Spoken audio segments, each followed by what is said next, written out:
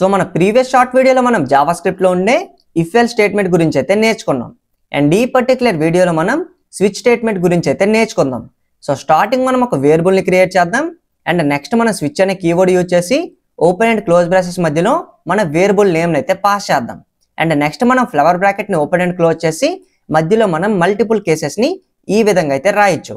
And each case ని మనం చూసినట్లయితే మనం కేస్ అనే కీవర్డ్ యూజ్ చేసాం. అండ్ నెంబర్ ని మెన్షన్ చేసి కాలమ్స్ అయితే ఎండ్ చేసాం. అండ్ ఈచ్ కేస్ కి ఎండింగ్ లో మనం బ్రేక్ అనే కీవర్డ్ ని కూడా యూజ్ చేయాలి.